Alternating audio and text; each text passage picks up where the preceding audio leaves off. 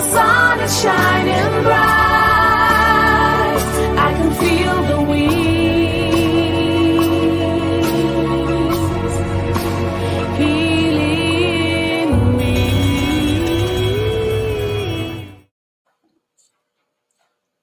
Yes. That's a beautiful song, to singer. Oh, it's so beautiful. Thank you so much. That We was need Healing Wings. we need a song about the sun and everything. It was raining in New Orleans today. Oh, I was just gonna ask you, how is it in New Orleans? How is it going? Well, uh, my next door neighbor just said he got a FEMA check. He said so he can get a roof on his house. So I think people are people are very resilient in Louisiana because of the weather situation that we have here. So people are really about trying to put their homes back together and all their belongings, and checking in on each other for food and all Mhm. those things. So Mm, uh, mm. so that's kind of where we are today. And so, but it's so good to see you tonight, and we our special guest, Reverend Denise Graves. I think we Yeah, all could use some healing thoughts and prayers and yeah. music tonight as well. So thank you so much for that beautiful song. How did you write that song? What motivated you to write that song? Well, first of all, it's my pleasure, and I've always seen myself as a healer through my music, also. Um, so I wrote that song. It's been a couple of years ago. It was on my debut album, Organically Singing. That's the Nice. title of the album. And it's just to be a blessing and inspiration to people, because I've always been told that my voice has like a calming and soothing effect, as a healing effect. So, and I see myself as a healer. So, whenever I have a project, even though my music is one-sided cultural, I try to put some songs in there that speak to the healing of the spirit and the soul as well. So that's the inspiration that birthed Healing Wings as a song. Yes. Nice. So, well, yeah, I'm glad to be here again tonight on the Village Rising community. I want to welcome everybody that's tuning in as we're talking about healing tonight with Baba Luther, of course, and we have a very special guest too that I'm sure you were already familiar with her, right? Yeah, we had lunch today. Oh, Yeah, yes, I see. Well, yeah. we are about to have dinner. About to have some gumbo tonight. Exactly right. Healing gumbo. That's right. Yes, we're about to have gumbo with Reverend Graves. Yes. Yes, yes. So we'll be bringing on Reverend Graves. I think I have a short bio here for the people who are tuning in who don't know who she is. She is a very influential figure. She's a community pastor. She's a parent. She is a spiritual counselor. She has been the chaplain of the New Orleans Cadres Association, community pastor, youth pastor. She's into holistic theology. Her resume is just busting off the seams here. I'm so honored to be in your presence. You're welcome, Reverend Denise. Welcome to Village Gumbo Healing session on the Village Community Rising interview. Wow, I'm so happy to be here. I just love your graciousness and your beauty that exudes and Oh, this thank own melody. So, wow, what a privilege to be here with you and Baba Luther, my spirit worker Yeah. companion. I'm so excited that we are just doing this together. So, thank you for allowing this opportunity. such a honor. Thank you so much. Thank you, sir. So, Babaluga, I'll give you the floor. You set us rolling tonight. Okay. Well, first of all, what just went through my mind was I really love the connection that New Orleans and Atlanta have together. You know, Ah, because I evacuated to Atlanta for the hurricane. I spent 2 weeks with my daughter, and she said, "Oh, well, she fed me well every day. We went to the jazz festival. Wayne took me to the Piedmont Park Jazz Festival. I mean, I just love the communities, the African communities that are from Nigeria, Atlanta, and New Orleans. So I Yeah. really love this conversation between our two cities. And I Mm. know Reverend Denise is a world traveler. She's been around the world, and she's pastored and preached and lives her ministry in Congo Square. Like she's the pastor of the church of the Holy. What The sacred Denise? space. Yeah, what's the name of our church in Congo Square? The church of the sacred space. Yeah, the Sacred Church of the Holy space. Ground. Yeah, it's called Congo Square, right? So That's she beautiful. did a really beautiful sermon this past Sunday because we were honoring Haiti, and we had Oh. a really nice turnout of people who kind of came to Haiti after the earthquake and the assassinations and what's going on at the border. So Mm. and New Orleans has a pretty sizable Haitian population as well. So Mm. Denise was really in true form this Sunday in Congo Square as well. So Denise, what's on your mind tonight? Well, healing is always on my mind. That sounds like a song. Liberation That is sounds like a always song on right my there. mind. Healers. Healing is I'm always gonna on. let our songster do something with that. Yeah.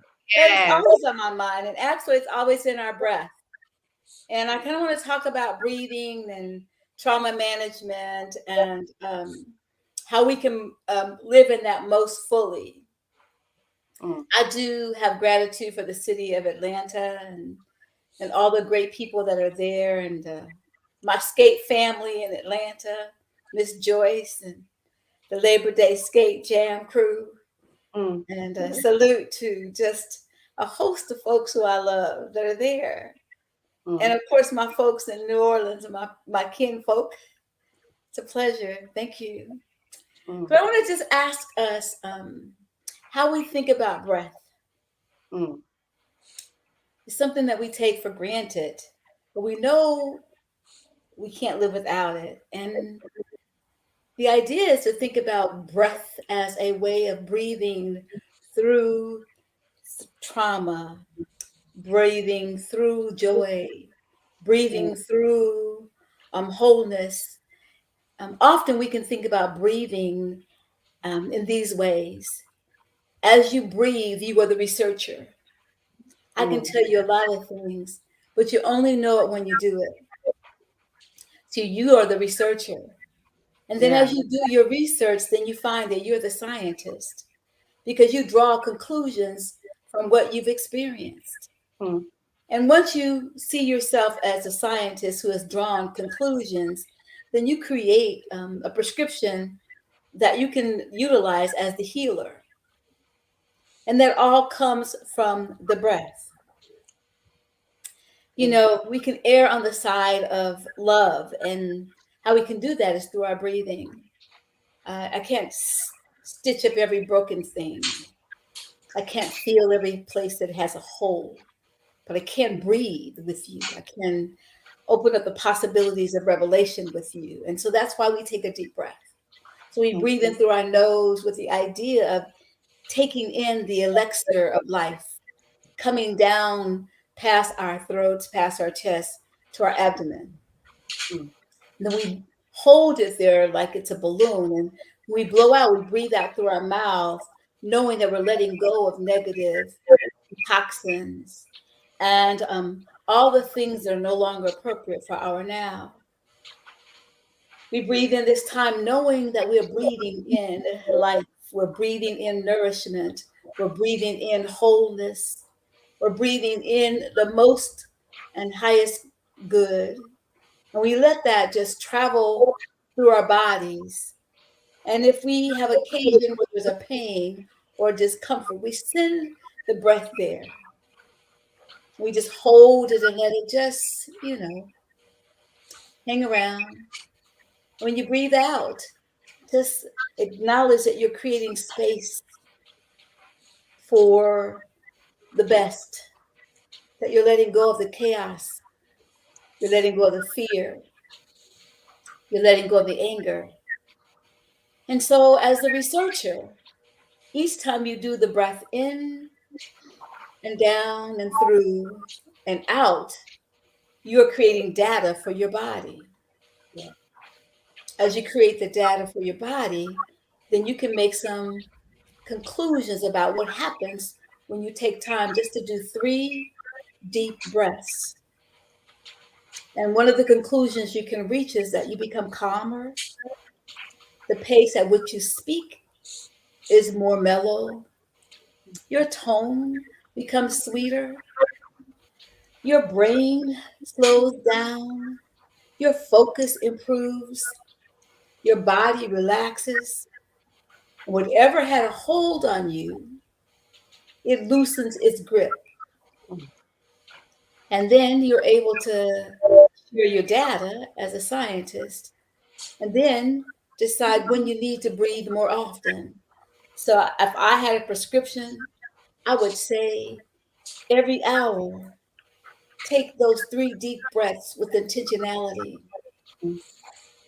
And for those people that might be a bit much to, I'll say like the most, the pills that are antibiotics is take 3 times a day for 7 days or for 21 days.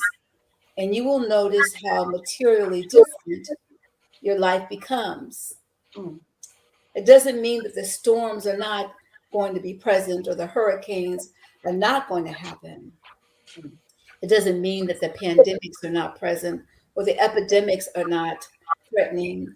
It just means that when you are able to deep breathe and allow yourself to heal with your breath, that the decisions that you make about how you're going to live will be different. So it's like an act of love. Intentionality around breathing is a way that you can love yourself more. And when you inhale that breath, imagine you're inhaling the best love possible, love that you've never felt anytime else in your life. In this moment, it is all the things. We used to say it's all the things, a bag of chips in it, a knee-high orange, just all the things. And you get to give that to yourself. That's the power of the present moment, the only place we do have power. So as we tap into the loving kindness toward ourselves, we're able to see that the people we breathe with are extensions of ourselves, so we're extensions of them. And so we expand that loving kindness. And when we do that, we're tapping into the loving wholeness, with that brings some intentionality and opens us up to awareness. That's the power of the breath. That's how healing happens. Just one breath at a time. Wow. That's beautiful. It's interesting because even as a singer, because music therapy, sound therapy, singing is from the power of breath too. You have to Mhm. people who breathe well sing well. So I'm just trying to connect that to arts and music as therapeutic healing tools. So it's all connected. It's Yeah, you're right. Because they say as a singer, you should breathe and sing from your diaphragm so mm-hmm, that you don't scratch your throat or strain your voice, and that the air comes flawlessly through yes. the appropriate channels. And so that singing becomes more of an expression than a strain. Mm, And it does have a melody all of its own. And I mm-hmm, know that even when listening to your music, when mm, you have a good breath, you have a good sound yes, exactly. and you can hold your tone. Mm-hmm, I think the same is true for musicians. I watch Luther drum, and once Luther's in the zone, he's just in the zone. It doesn't matter if it's 110 degrees outside, or he's been drumming, playing the same song for 30 minutes, or that mm, the drummer's hands get really battered. To me, it doesn't matter if they hurt. He's in the zone, and the breath is in the zone, and the rhythm is like all of your cells are like dancing, and the mm, vibrations that in that environment is just, it's just rippling off one another. Like when your music, I heard your music, it's like the atmosphere changed. mm, And that's what we do when we are um, in harmony with breath in our life assignment purposes. mm. So right now, when we have so much fear going on, and I don't know about you, but all the reports talk about all the people that died, all the people that are sick, all the refugees that are displaced, all the people who are displaced and labeled refugees and other things. There's just this bombardment of things. And if you don't remember to breathe, pretty soon you get so tight and constricted that you lose hope. And breathing deeply allows us to live in the hope and the possibility and the activity and not just respond, but we can come up with a way of acting.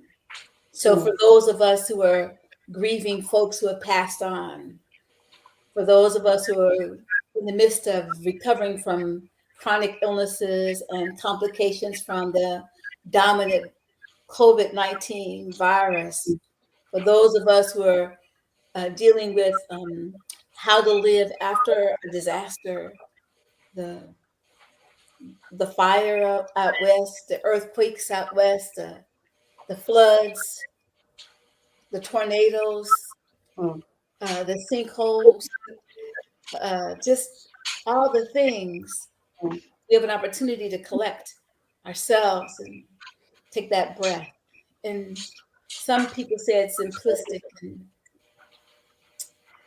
I think it's just intentional. So, do you see breath as part of prayer? I mean, how does your how does prayer go along with breathing?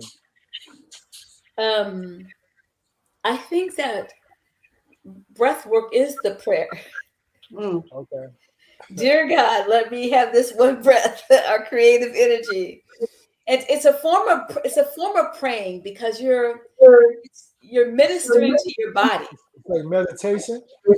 Yeah, but you're also ministering to your body. Ministering means you're servicing your body. Okay.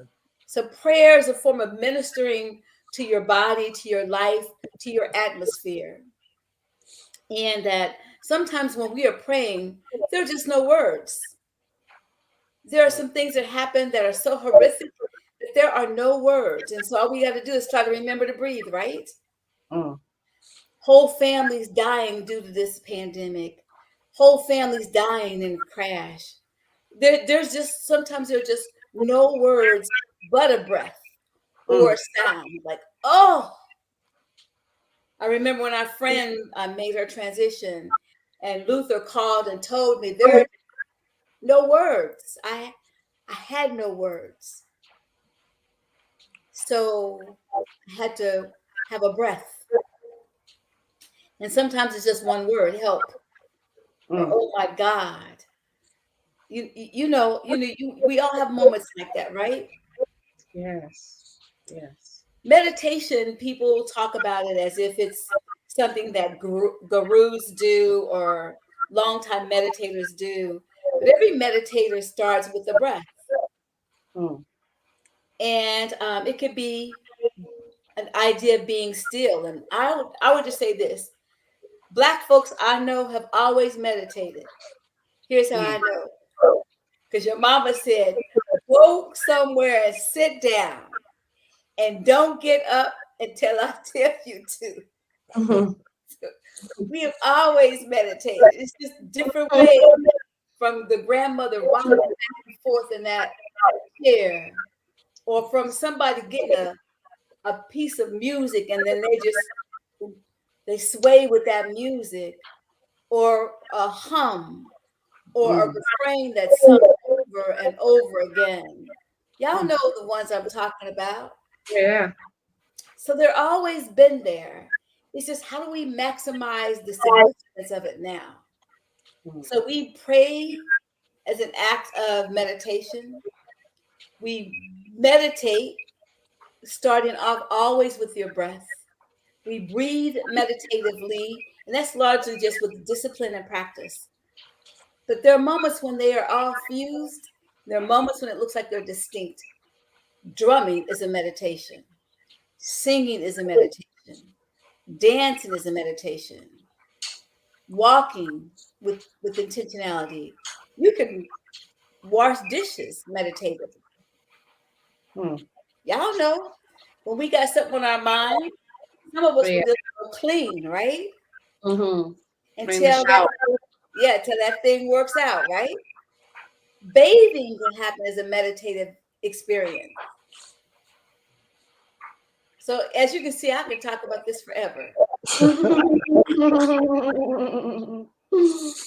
Yeah. Oh wow. So, Hmm. so singer, like in Nigeria, what, how do our people in Nigeria, your home, how do you all approach breath in in, Hmm. in Nigeria? That's a good question. I think without it having like a label, we do it like it's instinct. It's out of instinct. Yes. Um, like it was later that I know. Oh, there's a name for it. It's called meditation. You know, Mm. but Yeah. it's just natural. It's just second nature to you. To like culturally, you think, oh, the deep sighs. Like you just see people, maybe they've had a stressful day and they just, hey. I mean, like the mothers are always doing that, and that's their way. I would think that's like breath therapy right there, without Yeah. even saying it. Like, so that's what we grew up around, seeing our mothers with deep sighs, always deep sighing all the time in response to stressful situations, deep sigh. So Yeah. it's like later that I know, oh, it's a label, or it's something you call breath therapy, or it's something you call meditation. I didn't know there was a name for it. I just see it happen all around me anyway, you know. Yeah. So, and I then, think yeah, go I ahead. think I think that's uh, me being a guy. Off, it makes me kind of think that women are oftentimes are more centered around breath and using breath for meditation. I'm just kind of generalizing, using myself. I mean that I think that I need to do more exercises with breath, and I think sometimes with especially like maybe for instance when you're in a situation where you and someone are disagreeing with something or there's some friction or something like that, that a breath is much better than saying a word you might regret later. Hmm. So that's what just kind of passed through my mind as you all was just saying that, because I do remember hearing my mother, my grandmother, and women in the community like, oh, like I do it. That's a sound that doesn't need a word. Hmm. And I think often I've also like been noticing like there's some statistics out here now saying that there's an increase in violence in our communities as well. So I think that's another reason why it would be good for us as a community to learn to breathe and try to remove these negative thoughts that are destructive. And some of them might be fueled by someone giving you some drugs or something, or you drink too much, or you're losing your temper, or so I think this is a really important just a talk tonight about, and I'm gonna use this more for myself as well because I find myself praying in the morning when I wake up, in the evening when I go to bed, and throughout the day. But I don't know if I spend enough time breathing like that. So I think Yeah. Can I say something to that? I think sure. the anxiety levels are very high, particularly in moments of great uncertainty. And so, yes, if we look at it from a male female kind of conversation, the history says men are fix-it people, and it's not easy to fix certain things, and so that breeds a lot of anxiety about how do we reconcile, how we make something right. And typically we award violence, we reward it more than we do anything else. But it is a discipline to be able to step away. You watch a basketball player, that what they do is if something happens is really tense, then people just have them separate, and then they get that. And when I play basketball, you have to put your hands on your knees and breathe. So I think that there are built-in ways that many men do this. I just think we have to recognize it and lift it up more.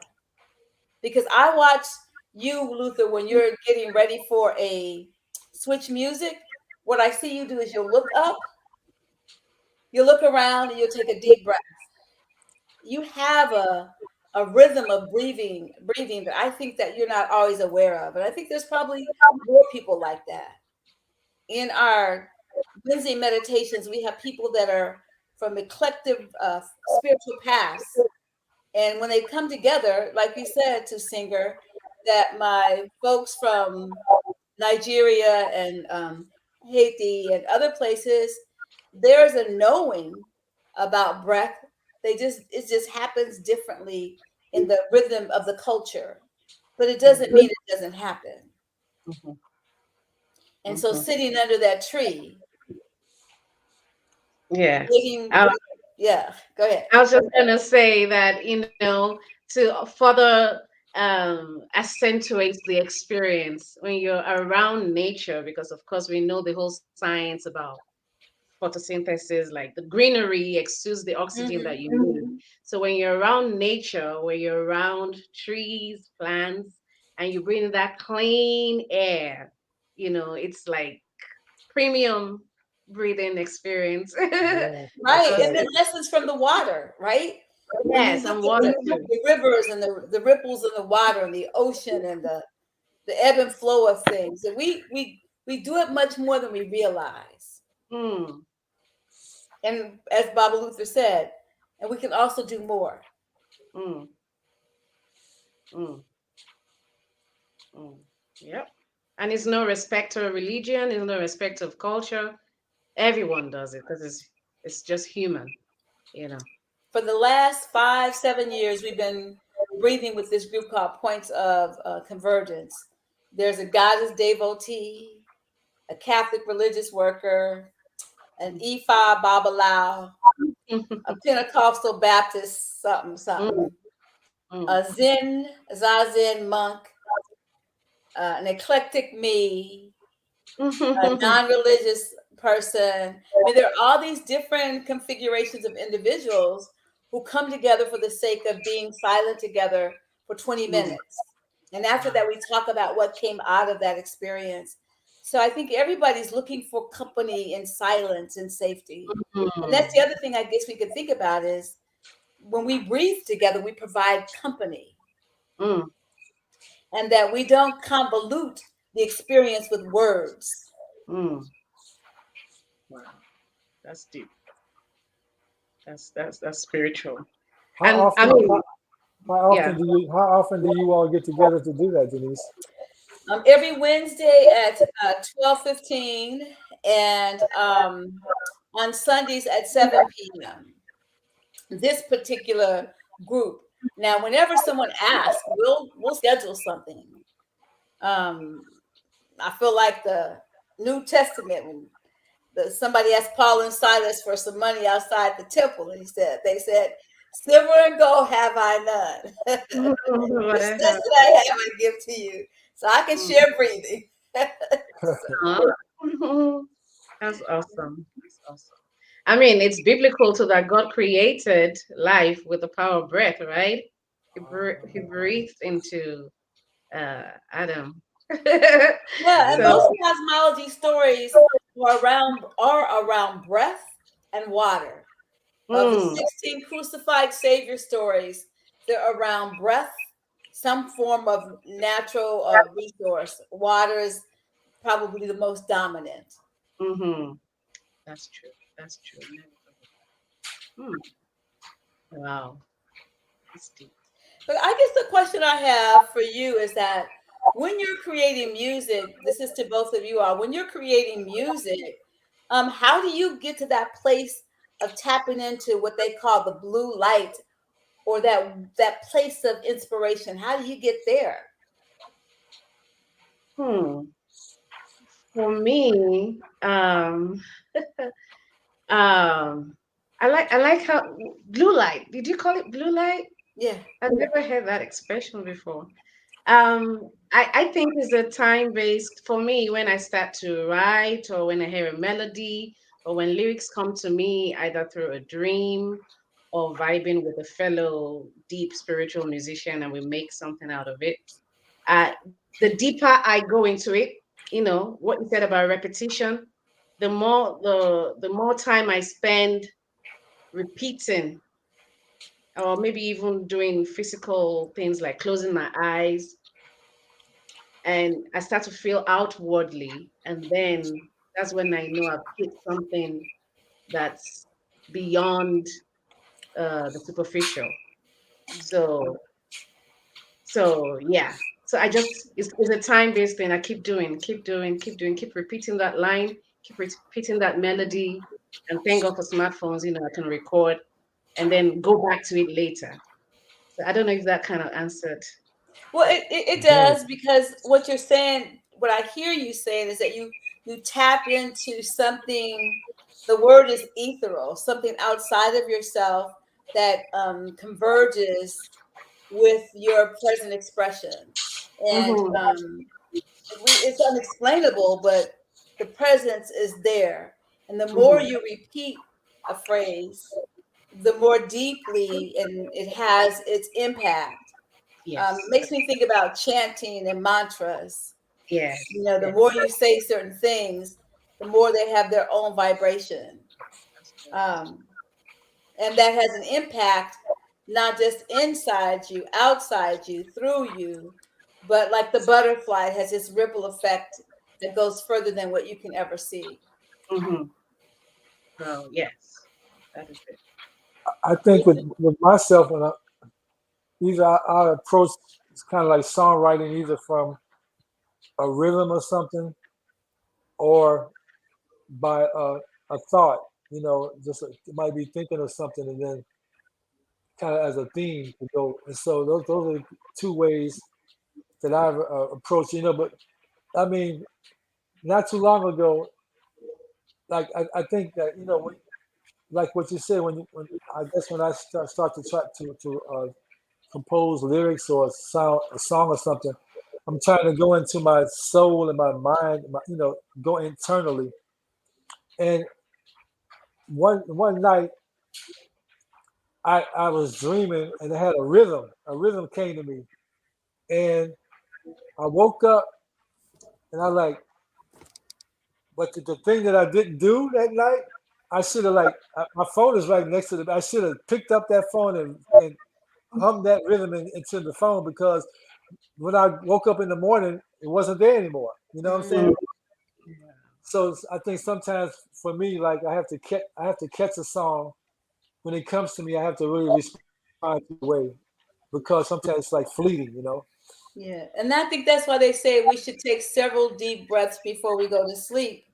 And if you have something that you want to know, to ask the question before you go to sleep. Some people say write it underneath your pillow, but take those deep breaths to talk to your body, to relax your body, so that it can be open to breathing. So this talk down meditation, you just say, my scalp is relaxed, my face is relaxed.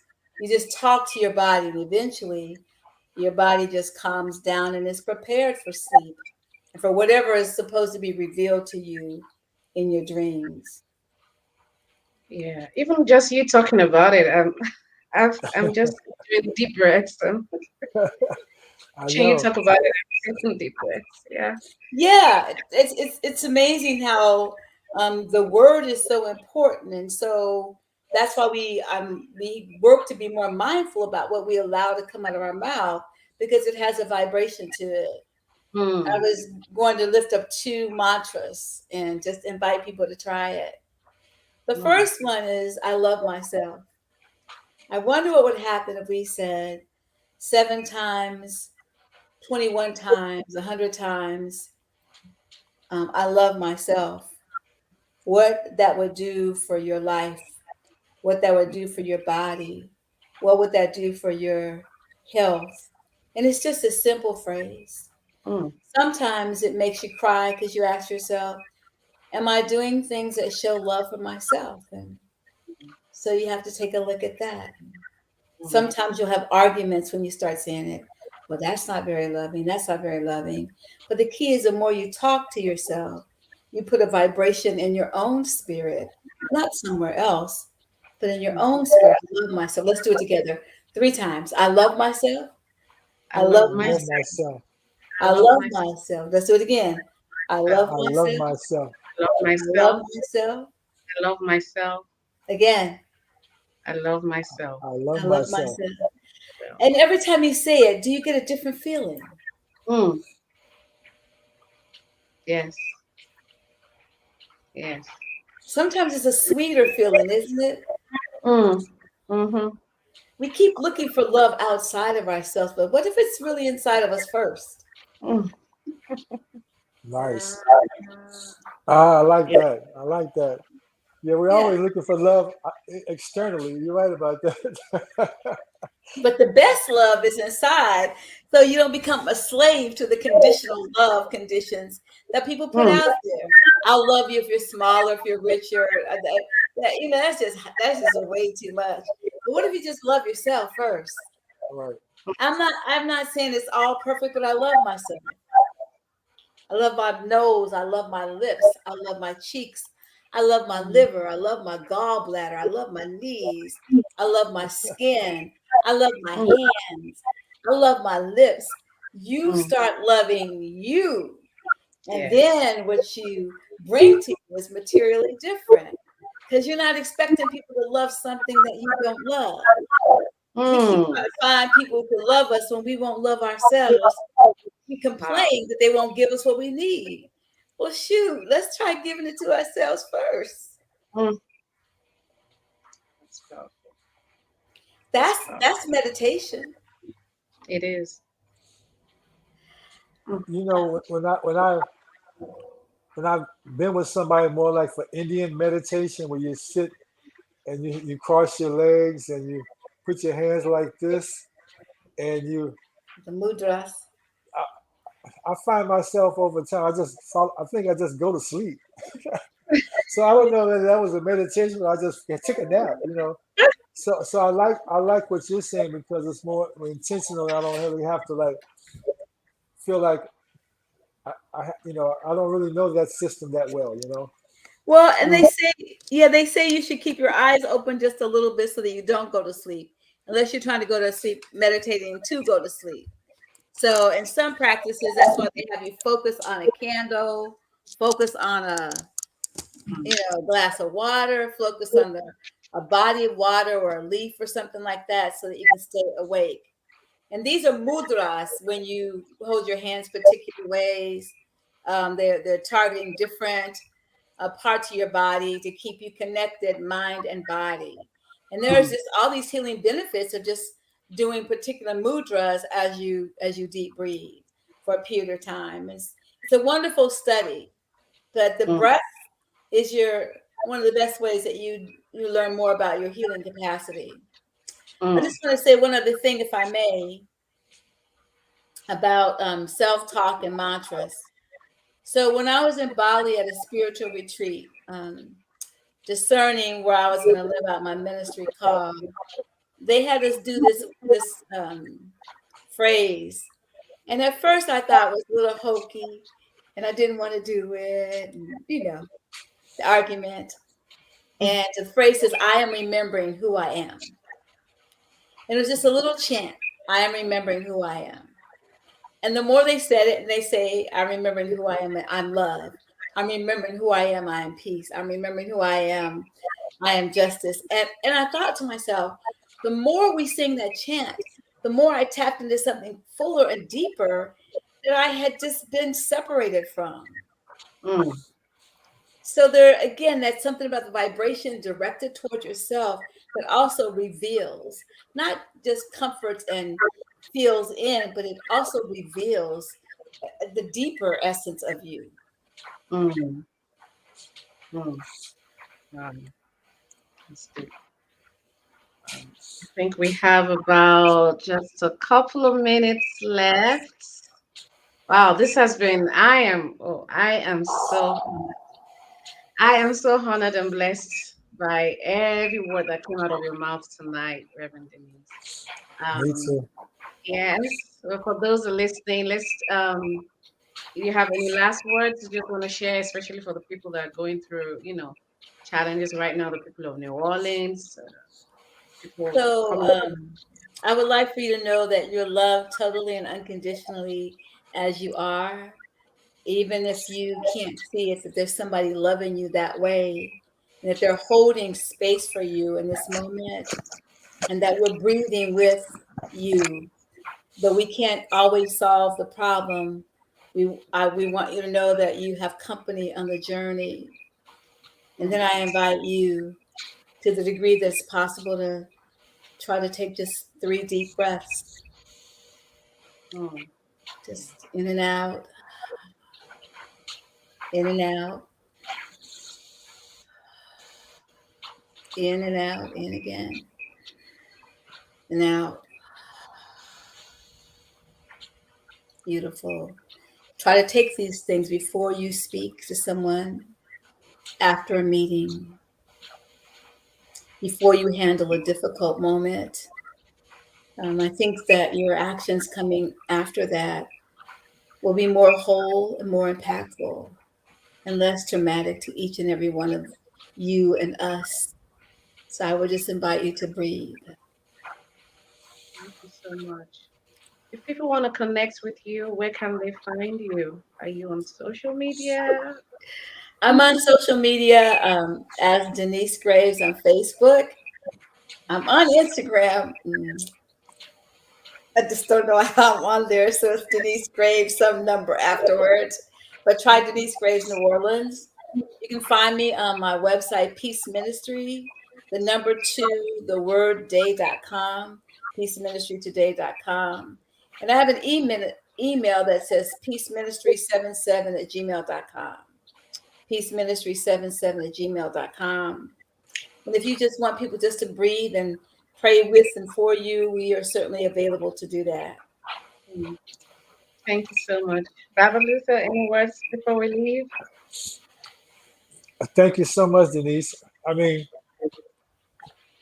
you've been a blessing coming into my life. I know we've been knowing each other for a number of years now, and you never cease to amaze me. And I think you have something in your sermon that you talk about bend your knees. What is that thing that you say in your sermon? Okay, I tell people they need to be shoulder ready. What does that mean? That means that the work we do today sets a tone for what will happen in the coming tomorrows. And if the children on their way will be standing on our shoulders, so the things we do now, we want to remember to build firm foundations so that they're standing on firm shoulders. And so as we think about deep breathing and changing the vibration of the universe, that makes us more solid. And so when people have to call out our names, when we become ancestors, they will have this confidence that they can get through whatever it is that's going on in their time. So each of us are called to be shoulder ready. So whomever stands on our shoulders will be on a firm foundation. And so I invite us to do that, um, recognizing the power of our breath and acting rather than just reacting. Mm, So Beautiful. I say, let's be shoulder ready. Thank you so much, Denise, for thank taking you so much. time out this evening. And so Thank sing, it's always beautiful to be in your presence. And Wayne Glapion in the background, we want to thank him for making all of this possible. Ashe, Madasi. And we get a chance to hear To Singer's song in its entirety tonight as we Nice. sign off. So we look forward to next week. God Yeah. bless you all. God bless you. Yes. Peace. Thank you. Thank you, Queen. Thank you, Baba. Thank Yes. you.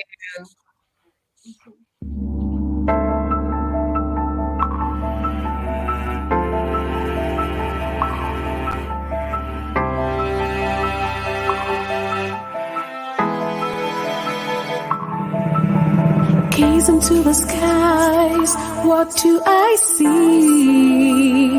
I see the clouds, I feel the wind.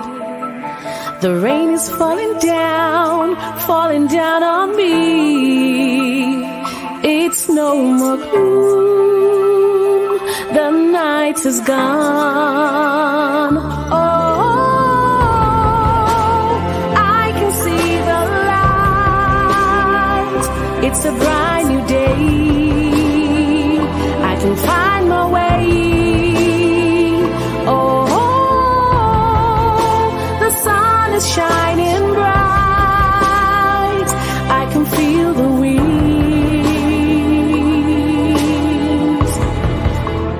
healing winds.